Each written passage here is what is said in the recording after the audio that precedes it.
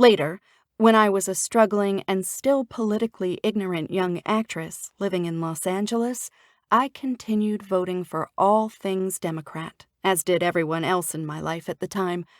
I once even participated in an anti-war, anti-nuclear protest, which I later found out was led by ultra-radical Jerry Rubin. To be totally honest, the real reason I went to that protest wasn't as much about the cause as it was the clothes.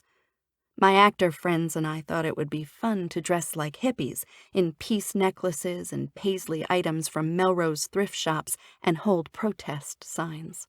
We mostly giggled and acted like idiots. I'm sure even Reuben was happy when we left early.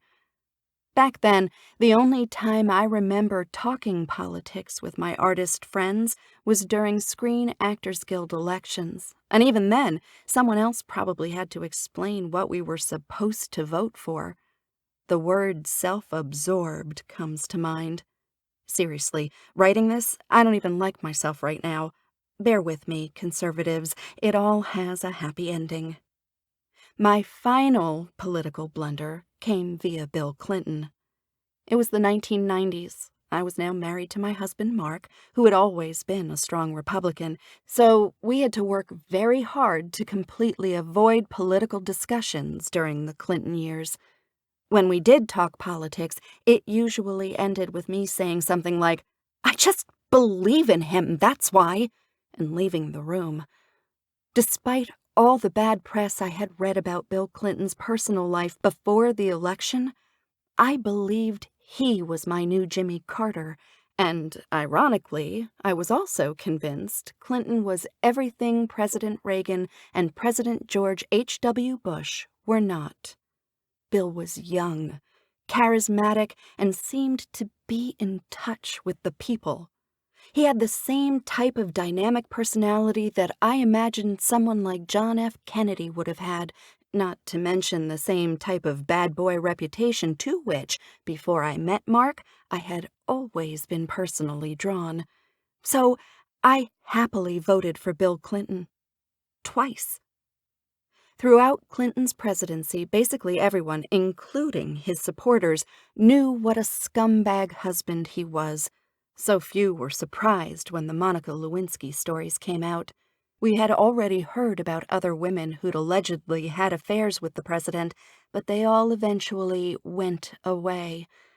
I think we all thought Lewinsky would go away too, but she didn't. Somehow, I was able to put my personal moral values aside and turned a blind eye to his lack thereof, and I decided Bill Clinton's sexual problems were between him and his wife, and not the entire world. But then, he lied. As soon as Bill Clinton, my president, looked everyone in America straight in the eyes and said, "I did not have sexual relations with that woman," the love affair was officially over for me. Allegedly cheating on his wife was one thing, but getting caught red-handed in the Oval Office and continuously lying about it until DNA evidence backed him into a corner was unconscionable. I was happy he got impeached and disgusted when he didn't step down. Unlike Nixon, that would have been a resignation I would have wanted to watch on television. While the sex scandals were playing out, I closely watched his vice president's reaction to everything. I waited for Al Gore to step up, to separate himself from Bill Clinton. I don't know what I wanted him to do or say. I just wanted him to do something. He did nothing. So the question was, why? I was a young woman with considerable intelligence and a very strong work ethic. So what was it about the Democratic Party that continually seemed so appealing to me? The answer was the same for me then as it is today for all the blind progressive supporters, and it basically comes down to one word: propaganda.